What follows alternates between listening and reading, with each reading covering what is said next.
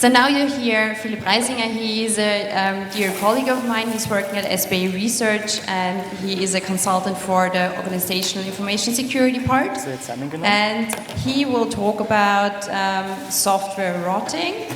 So if you compare the software with milk or wine and it gets older, does it get milk or is it getting better and evolving like wine? And he will discuss this software engineering best practices enabling to create software which is more sustainable. We just have some short technical issues because we've got no picture yet. How many security experts do you need for making a presentation work? So how many security experts do you need to present one slide? At least 5? Who gives more? 6? No, 7? Let's see. So it's actually very expensive then. So because we had the food discussion before, who loves chocolate more than gummy bears? Me. That's hard? Okay, good. Okay, who divides the color of gummy bears? Who divides the color of M&M chocolate things? No? Who loves sweet stuff? Okay. Are you all the Schnitzel guys from last year? Perfect. We had a Schnitzel discussion last year. Who had Schnitzel for lunch? So I think if you want to have a coffee and you're quick to get a cup of coffee, that's your time? No. Okay, now it's actually working. So yeah, hello everybody. As I said, Steffi already made the introduction, so we can skip over that. So my first question of the day is, what do they both have in common? What do the Eiffel Tower and source code have in common? That's actually the only part of source code you're going to see in my slides, because a confession at the start of this talk. I'm no software engineer myself. At my time at the university, I did some coding, but actually I got a little bit farther away the longer I worked in IT security, basically. So what do the Eiffel Tower and modern software have in common? Everybody knows the Eiffel Tower. The Eiffel Tower is very large, and you could say that it's a masterpiece of engineering. Software can also get very large, and sometimes source code or software can also be called a masterpiece of engineering. A little bit fewer parts of software, but some of them definitely are. They have something else in common. The Eiffel Tower attracts quite a lot of tourists, and that's why for Paris it generates quite a lot of value. Software at the same time also creates a lot of value, and we all know that our modern society basically wouldn't work without software anymore. So that's pretty obvious. I'm a little bit skeptical, since being in the security industry, you learn about these things like dependence and vulnerabilities and all of that stuff. On the other hand, it's very good for all of us, because it's like job security. As long as the world continues to depend on software more and more, our jobs are basically very safe and secure. They are not only very large and create a lot of value, they have something else in common, because they both rot. So both software and the Eiffel Tower, they both age pretty badly. Just a few months ago, there was a report issued about an assessment which was made in regards to the Eiffel Tower. And what they found out, it was a very impressive report, is that the Eiffel Tower is basically riddled with rust, and that it would be in dire need of a pretty big overhaul, of pretty big maintenance work, and that this would cost quite a lot of money. For software, it's basically this. Why is this the case? Because obviously it's built out of metal, and if it's in the rain and everything, metal starts to rust, and you have to do some repainting at regular intervals, something which they haven't obviously done or didn't take as seriously as they should have done it. Software rots as well, as Steffi said in the introduction. I personally believe that software behaves a little bit more like milk than like wine. So basically, if you're talking about software, this old idea of never change a running system or never touch a running system, nowadays everybody almost knows that it's not really applicable. Okay, maybe everybody everybody, but the medical industry, it's like a little bit harder in there. But yeah, so this means change is inevitable, and software basically has to adapt to its environment, and it's sometimes pretty bad at doing this, or pretty bad at enabling such kind of changes. That's actually not a very new message which I'm telling you now. There was a software security conference or software development conference. It was like in 1968 by the NATO in Germany, and back then they termed the term software crisis. And when they defined the software crisis, they found out when they were conducting big software projects, they were having serious problems with some of them in terms of project overruns, cost overruns, and so on and so on. And one of the main issues which they also identified in this report in more than 50 years ago was that they had very big problems at maintaining software. And now we're going to talk a little bit about why is this the case, why are we in the physical and also in the software world so lax and letting things rot and are bad at maintaining things. And because we know if the Eiffel Tower would disappear, it would be very bad for Paris. They would lose an important sign, and it would cost them quite a lot of money. But if software should disappear, or if software should get unmaintainable, it would potentially have even more consequences for our world, since we're becoming more and more dependent on them. And so what are the reasons? Basically, we know we have a problem, but what is the reason why we are having this problem? And for me, there's two main areas which are causing this problem. The one is it's the economies, basically, so the incentives and everything, and the other one is about how humans think and how humans behave, and about human psychology. So one of the very important issues we have to keep in mind is in the human psychology, and also if you're a business and if you're trying to earn money and everything, we have a tendency to focus on new shiny things, on interesting new features, into implementing new stuff and everything. And basically maintainability is pretty uninteresting. It's boring. It's unrewarding. If you go to your boss and say, yeah, I want to do these small improvements in our software, and long term it's going to benefit us, it's not directly visible. It's not getting you money immediately, and that's why people are, there's for companies a few incentives to take maintenance basically seriously. There's also this saying that you could say there's no glory in maintenance. Everybody's going to talk about you, or is going to give you a bonus or whatever if you create a new piece of software, if you add a cool new features to your software. But for making something more maintainable, or for updating a library or whatever, it's just not a really good or not a really visible value. Then obviously it's about the economic background. So building something takes money, you have to invest something, but the running costs and everything, they can be much bigger, and people oftentimes don't think about them initially. They think about what kind of cost does it create me to initially make something, but to keep it running, to maintain it, to modify it after some times, that's oftentimes not thought about. And there's also a very good example in the report which I had on the slide with the Eiffel Tower. In the Eiffel Tower, the road, they would basically have to close it for multiple months and do a big rework of the Eiffel Tower to make sure that it would last for the next 50, 60, 70 years. But the people who are the owners of the Eiffel Tower said, yeah, we can't do that because then we would have to shut it down, and that would be quite a lot of lost profits for us. So they're just going to do the minimum necessary to keep it somehow up and stable, but they're not going to do the thing which is necessary to keep it up and maintain it for a longer, prolonged period of time. Then we've got the classical example of short-term thinking, where we say maintainability creates some cost now, but the benefits will only be visible in the future, and that's also a very huge problem. For example, if you're a manager, you have got some goals which you have to achieve, then obviously you're going to try to invest your money into achieving these goals, and making your software more maintainable is most likely not one of those goals. And this is a very huge disincentive to take care of this topic. Or you could also say, if I'm a manager and I plan to hop to another company every 1 or 2 years, then I'm going to take on all of the technical debt now.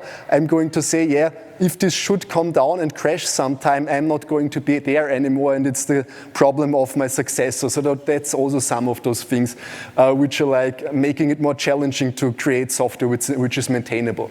And obviously we've got the human psychology, and even if we know that we should exercise, we should live more healthy and stuff like that, it's pretty often hard to do that, pretty hard to live up to it, because we have like it's like with this classical marshmallow experiment. Do you want to get some chocolate now, or do you want to get more chocolate later? And quite a lot of children, it was found out, take the chocolate now, even if they could get a bigger reward later on. And it's like the same with like doing boring or unrewarding stuff like software maintenance and so on. So now we talked about what the issues are, or what the cause is why software is so unmaintainable, and now I want to at least give you some solutions so that this talk is not so depressive. To be honest, it's not going to be a simple solution where I have like one slide and I'm going to tell you, okay, you just have to do these things and then everything is going to be fine. Where I found quite a lot of interesting ideas, concepts and food for thought basically was this book, and it's actually very funny that Clint already mentioned one of those Google books, because this is the other one which I find is like really good written and very valuable for each and everybody who's like into software engineering or software development. So basically they're writing in this book about how they're like structuring their own infrastructure, how their source code repository is organized, how they're testing, how their build system looks like, and all of those things. And one of the building ideas or main ideas behind the book is that they're writing in there about how to create sustainable software. Sustainable software, you could say that it's like some kind of a buzzword, because nowadays everybody's talking about sustainability. That's why I'm going to have a definition of the word sustainability 2 slides later on. But basically they're like talking about what can they do to make their software as adaptable, as maintainable as possible. And the important thing for Google is that they always say, when we're building a system, it's a system which we expect to not only last for like 1 week or maybe 1 year, but we're like having a lifespan in mind for our systems of like 5 or 10 years or maybe even more. And that's why all those things like software is aging badly, we have to keep it up, we have to maintain it, and everything is so critical and so important for them. And as I said, the disclaimer is, there's like no easy shortcut and no fundamental answers. There's just some ideas, some concepts, which I personally find very valuable. And the book is freely available. Here's the online version. It's in HTML. And if you go to the Wayback Machine, I also included the link. There's even a PDF document which you can download, basically. So now I've talked about things like, or we can have a look at the definition, which is actually the subtitle of my presentation, where I'm writing, we have to advance from programming to engineering of more sustainable software. So now the question is, what's the difference between programming and the difference to engineering, and what's actually sustainable software? And they are discussing this pretty extensively in their book, and they say, basically, we've got 2 main areas of distinction.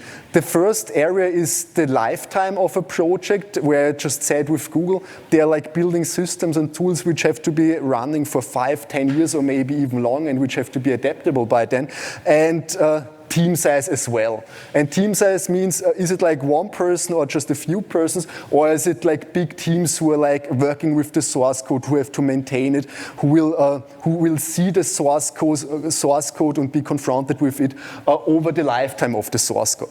And basically programming is like the thing which you did for your diploma or for your bachelor thesis, where you are sitting alone and you're building some kind of a program, and only you or a few people are involved in this activity, and it's like very important, the lifetime of this thing is usually very limited, so a few days, months, but not like multiple years, and that's like the main distinction. Also, okay, that it should be like this. Maybe some of you know this famous XKCD cartoon where you see the modern software stack, and you've got built the modern software, and then there's like a small dependency on some kind of a library which was written by somebody in his cellar, and if this breaks, then the modern software stack breaks as well. That's actually a big problem for sustainability of big software systems as well. Yeah, that's programming. Software engineering is a team effort. It involves pretty huge requirements regarding the lifetime of the system, as I just said before, regarding the adaptability of the system, regarding being able to adapt to change.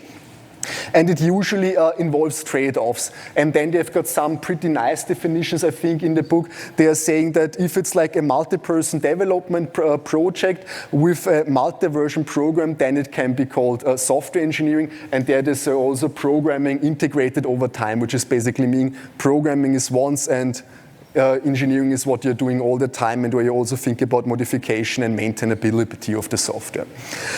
What is sustainability now? Up there's a very old definition of sustainability where it basically says sustainable is something where it like meets the needs of the present without compromising the ability to meet the needs of the future. That's like the more broad generic one.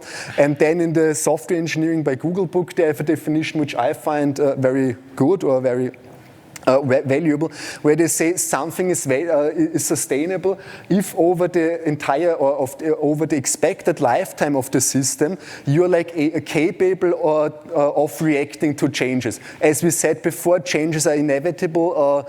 Tools might change, vulnerabilities might be discovered, bugs might be discovered, there might be changes in the business requirements, and they are basically saying if our application is able to respond to these changes, then it's sustainable. What's very important there is it doesn't mean that these changes have to be done and have to be implemented. It's just about being able to do them without incurring intolerable cost. Because if you throw enough money at something, then quite a lot of it is possible, but it should be possible in a cost-effective and business, in an economic way, basically. So what are like ways to achieve this kind of sustainable software now? And I took some of the, I believe, most important ideas out of this book. These are 9 useful concepts, and we're going to talk about all of them now. Obviously, as I'm no software engineer, if you're reading the book, you might get an even bigger understanding of all the value and all of the ideas or consequences of these concepts than I do. I found these ideas pretty interesting. Some are a little bit more high level, and some are a little bit more about the development or about the engineering work itself. So I would say let's just directly jump into the first one. The first one is, and Clint already also mentioned it a little bit in his talk, this idea of programming or development or engineering velocity, and also about quality and correctness and security. And we can say also from a psychological side, or also from a business side again, we as a human being have like a natural tendency to like defer some objectives which are like less tangible. So this means my futures are tangible. I'm going to get my bonus because I implemented this feature. It's going to determine whether I have reached my goals. But there's also other very important requirements, like where you could say non-functional requirements, like security, like the reliability of something, and the maintainability. And these things oftentimes get overlooked or ignored because people think, okay, I can basically, if I skip these things, then my initial velocity of creating some kind of a system, having a first demonstration or whatever, is going to be much higher. The problem is that this also comes with a cost, and there's a very substantial trade-off, because if you like skip over these necessary activities at the beginning, then it's going to slow you down overall in the long term substantially. Because if you don't think about testing in the beginning, if you do not think about having a good and secure architecture using libraries which make sense and everything, implementing them later on is going to be pretty hard and pretty costly.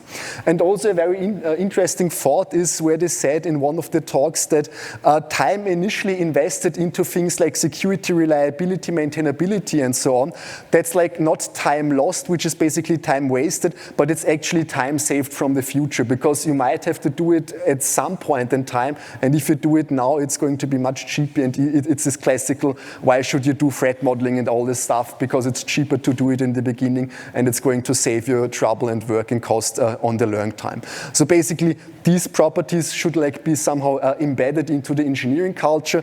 If you want to have more details about how to embed it, once again, the book which Clint also already recommended, the link is included in there again. And for example, in the book they have got a very interesting idea which they call error budgets, where they say you have like always this like conflict of interest between like developers and then people who are like responsible for running a system and a machine, and the people who are like responsible for the administration and for keeping it running always want to invest in keeping it stable and reduce errors and reduce bugs and everything, and developers are like focusing on features and fulfilling requirements of the customers. And they, for example, termed this idea of error budgets, where they say we have got service level objectives, or service level agreements, which might be in terms of this of the availability or in terms of security or quality properties. And as long as we are above these service level agreements, then you can like create new features and change the system. If the system should get unstable and our service level objectives should be dropped or should drop, or we shouldn't be able to fulfill them anymore, then we have to invest into the stability of the product, because obviously 100% stability is also cannot be the goal, because it doesn't make sense in most of the cases. Most likely it's 99.99 or whatever percent of stability are going to be enough for you, and so you have to get this trade-off right, because if you like invest too much into maintainability or stability or whatever, then it's going to cost you customer and potential lost business, because you're like not up with the demands of the customers, basically.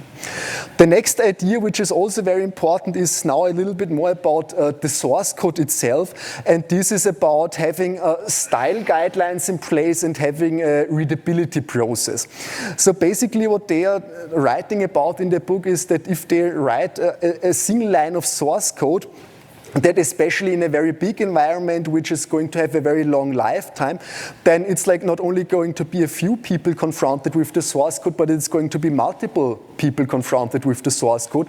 And that's why code consistency and readability and understandability are getting more and more critical. Because it is nice if you program something, if it's like very efficient, very few lines of code, but at the same time it's like very complicated, very hard to understand. The problem is if it's like in the middle of the night and you might have some kind of a problem in the system, and you've got a site reliability engineer who has to do troubleshooting. He might not be an expert in the language, so it makes actually sense to optimize the source code, not for the writer, but actually for the reader, because you cannot expect everybody to like have the same knowledge, so you should make it easy, basically. Yeah, that's what I wanted to say there. What's like important for making this as readable as possible, it is like about restricting the usage of some kind of unusual or error-prone functions, surprising constructs, because maybe future team members might not be able to know them or know them by heart, and this is basically increasing the error potential for error. If you're interested, you can have a look at the Google Style Guidelines. They're like published online, and they're like for various different programming languages. The important thing is this is like not about how to format something. This is about what kind of constructs to use, where should my inputs go, where should my outputs go, how to use libraries and stuff like that. So basically, it's about best practices which make the code more readable and more consistent. Because consistency at the same time is very important, because it enables you to do large-scale changes of the infrastructure. If everybody is using the same API, then it is like very easy or comparatively easy for you to change this API. If everybody is using other things, then everything is much more complicated, basically. the question is now we can have like this very nice style guidelines, and we can explain them to people and make them hopefully understand these style guidelines. But the question is, how can we actually enforce them, or how can we actually set them into practice? And there's two different approaches for guaranteeing this. And the first thing which they implemented at Google is called a readability process, which basically means that every code commit, every source code change, before it is going to be committed to the main repository, has to undergo a change process. And a part of this change process is that the readability expert, this is a person who knows these style guidelines by heart, who has been certified internally to know these style guidelines. This expert has to have a look at the source code, and then he has to say, yes, okay, I agree, the functions, the things that he's using are making sense, and this is adhering to our best practices, and that's basically understandable, and I can vouch for the quality and understandability of this code, basically. So this guy has to give his approval. Obviously, this scales somehow, and but usually we would also try to not only put the burden of complying with those style guidelines on the human beings or on the developers, but we would also try to minimize the cognitive load or the cognitive burden for the developers as much as possible, because if something is annoying and if it's tiresome and tedious to do, most people won't do it, or won't do it for long if they do not see the immediate value or the immediate benefits. And that's why they are talking about using things like static analysis tools, which help them to use the right constructs, which tell people if they have done something which is in a not recommended way. And regarding formatting, where people are I've been told, discussing all the time, should they use spaces or should they use tabs or whatsoever, they're just saying, please be pragmatic, use an automated format, and do not spend any, just decide for one way to go and enforce this over the whole code base. Yeah, that's basically what they're talking about with the readability. And Google is always saying that they are a very data-driven company and everything, and that's why this readability process and all of the style guideline things, they sound like a lot of work and obviously cost quite some money, but they even have a case study in the book where they did some very huge analysis, where they collected data and did surveys and did assessments on the source code in order to find out whether this investment into the readability and into the style guidelines was worth it, and they basically found out that it over the long term it increases the development velocity, and it makes everything much better and stable and more maintainable. So you could argue that it's definitely worth the effort. The next thing is this code review process. As I said, this readability check is one part of the code review process. The code review process is also one of those things which is about ensuring that what gets committed in the source code wasn't only seen by one single person. This means each change to the repository has to undergo this process, and there's 3 distinct steps. An interesting thing is actually there's not one quality assurance department which is responsible for this code review process, but everybody is basically responsible. That's a very interesting thing, first of all, of scaling, because the bigger your organization grows, then the quality assurance department would also have to grow, and this doesn't scale as well. And the other thing which is much more important in my opinion is it avoids this us versus them mentality. If everybody is responsible for doing these reviews, then it's much better for the team culture. And this code review consists of 3 distinct steps. The first one is a check for correctness and for and they also check if with this code change there's also test cases committed, and also for the comprehension and whether this test or whether this change actually makes sense.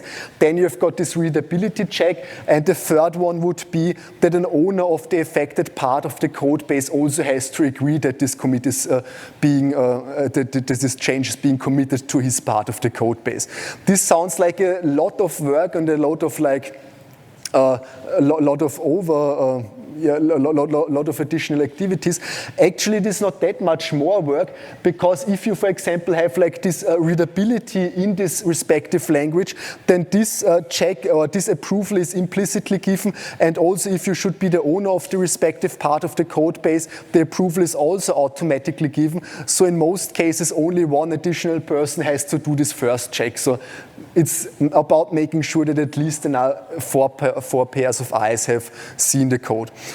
Yeah, as we said, this creates additional cost and additional effort in the short term, but long term there's like huge benefit in terms to maintainability, in terms to knowledge transfer and stuff like that. And it's also about saving time, which would usually be needed for things like debugging and troubleshooting and stuff like that. If you have a look at the book, then they are describing, they have a dedicated tool for implementing this process, for running it. And obviously when you would say, yeah, okay, this process is nice, but what should we do in emergencies? There's also a emergency process or emergency branch for this process, where you say it's possible to do emergency changes to the code base and then have them reviewed later on, so that you wouldn't block necessary modifications if they have to be implemented. The fourth part is actually also very interesting, because everybody knows documentation. I don't know it that much from programming, but from my daily work, from performing audits and from stuff like that. And nobody loves documentation, but if there's a good documentation, nobody loves writing documentation, but if there's documentation existing, it can be very valuable, and it can really save you time and money and effort. But so it's a huge benefit for productivity and maintainability. There's two main problems with documentation. Either it's not existing, or it's like fragmented and nobody knows where to find the right version, or it could also be that it is outdated and wrong, and outdated and wrong documentation can sometimes be even more dangerous than no documentation at all. So why is this the case? The problem is it's like one of those activities where we say we have to invest some effort now, and the rewards, the benefits are only going to be visible in the future, and that's why nobody loves to do documentation. And in their book, they have like this very interesting concept where they say, first of all, we need a cultural change, but how do we enable this cultural change? They say that writing documentation should be as easy and as frictionless as possible, that it shouldn't be a cognitive burden for the developer, that it should be like in his typical, it should like be integrated into his classical workflow. So they say that they're not using wiki or anything like that for documentation, because this always means context switching, and like always means that it's putting some stress and some burden on the developer himself. And that's why they said, okay, we're going to integrate the creation of the documentation into the tools the developer is using all the time, obviously, because when he's doing his coding stuff. And what they said, what they did is that they basically said, okay, we are going to store the documentation with the source code, and we are also going to treat the documentation as we would be treating source code.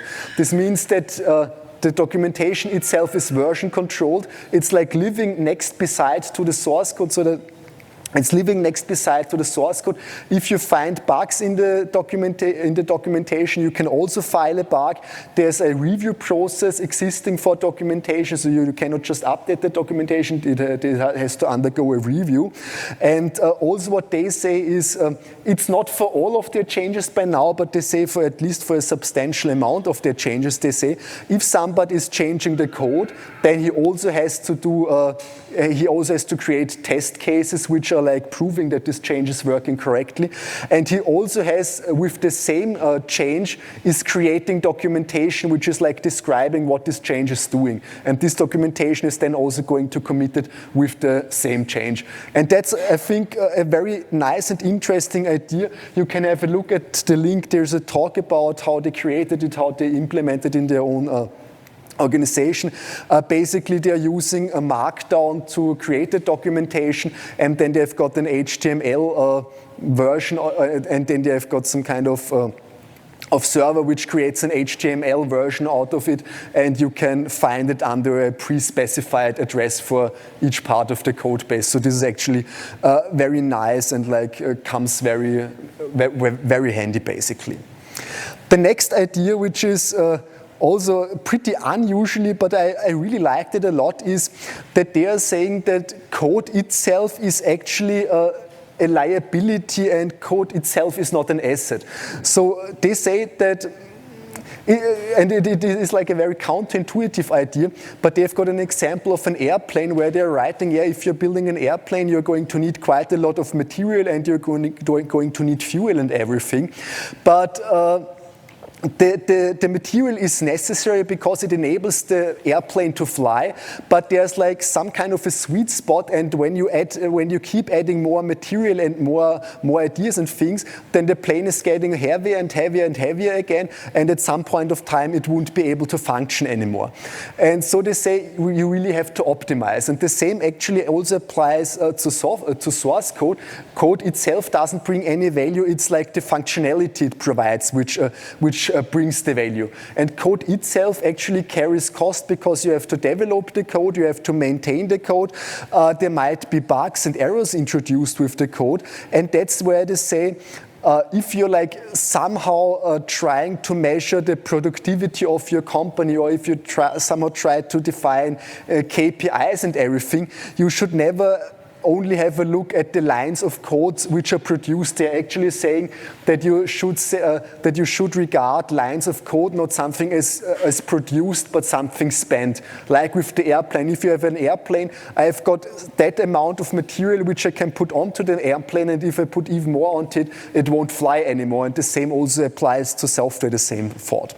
And yeah, regarding not using lines of code as an incentive or as a key performance indicator, there's like to measure the productivity of the developers, there's a very good Wikipedia article about Gotthart's law, and also a book which is called The Tyranny of Metrics, which is basically describing if you should use such a number or such a thing as an indicator, then people within a very short time will try to game or manipulate the metric, and it might even have adverse consequences. That's like a classical thing. If you know that there's a specific number which is like being used to like define how much bonus I'm going to get, then people are going to find ways how to increase this number, which might actually be not what you are trying to achieve, and which could actually have adverse effects within your organization.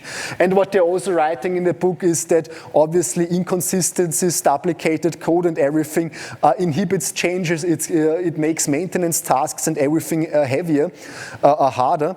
And they also write that, and that's a very interesting thought in my opinion, they say that some of the best modifications of the code base are actually deletions, like removing old, unneeded, unnecessary code, and that they basically benefit quite a lot from that. Yeah. The next topic is testing and test automation. I believe there's also going to be a talk or one of those sessions in the afternoon about testing. Everybody knows that, or everybody should by now know that testing is very critical for the software quality. Why is this the case? Because code might be modified multiple or dozens of times over its lifetimes, and writing of tests is like, again, this incentive topic. It incurs short-time costs, but it's going to benefit you quite a lot in the long run. And what's important is that you should invest into testing early on, because like making something testable later is much harder, and testing should be as easy to perform and to do as possible. So testing should be automated, and it should put as few additional effort or burden on the developer as possible, because if for test cases you have to set up your own environment and you have installed additional software, and then you have to go through a readme and then cannot find out if the test doesn't work, if the test is proven proving you that there's an error in your code, or if the test doesn't work because you just used another software to install it. So there's just like quite a lot of variables which are hard to troubleshoot. That's why testing should be as easy as possible. And for creating this culture of testing, they have like two very strict rules, which I find pretty impressive. And they say that every code change also has to come with, has to be accompanied with test cases, which are proving that this code change is working correctly. In most cases, obviously, unit tests. And they're also writing that if a bug gets fixed, the first thing which has to be done is a regression test has to be produced, and no bug fix might be committed without the test proving that this bug has actually been fixed. The idea is like that these tests can be run again in the future, and so that you're going to see whether maybe due to a library breaking or whatever, your software suddenly doesn't behave as it should usually behave. So that's also critical about testing. They're also saying that writing clear tests is very important, because if you have source code, then usually from reading the source code you can understand it. But if there's a test case, it might be harder to understand why are they checking for this or for that, or why are they exactly calling this function now. And that's why tests should be clear, should be documented very thoroughly, because if they are not clear, then those tests might be removed in the future, and maybe this test was there for some purpose, and now it is like possible for some kind of a bug to creep into the system. So that's also a pretty interesting requirement.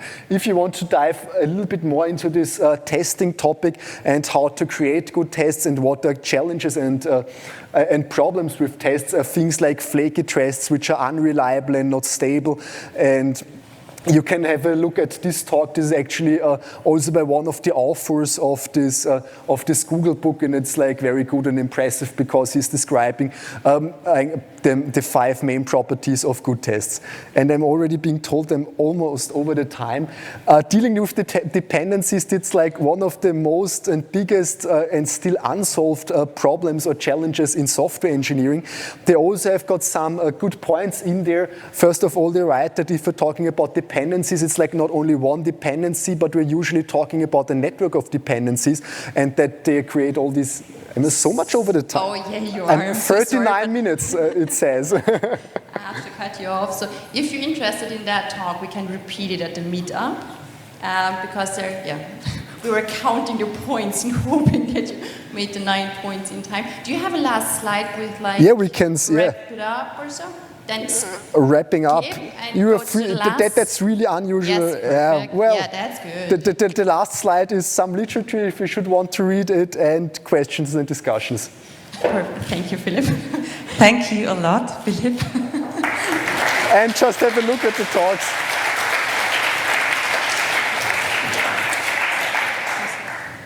Yes. I would pick up the first question, because it is about the temperature in the room. We're very sorry, but I think we can't raise it right now, because it is automatically for the whole house. So we will try, but unfortunately I think it's not possible. The next question for you, Philipp, is concerning documentation as code. What if the people that need access to the documentation are not the same that have access to the code? If the people that need access to the documentation are not the same that have access to the code. As I said, it's going to be published with a specific URL, for example, and you could only provide them access to this URL and not access to the source code. That would be potentially possible. So it just depends on how you're going to implement it. Perfect. Because the person who's going to write the code, he actually has to create the documentation. So he has to access. So he has to have access to it. All the other questions in Slido, you can ask Philipp now, because we do have a break. Thank you very much, Philipp, for your talk. Applause for Philipp, please.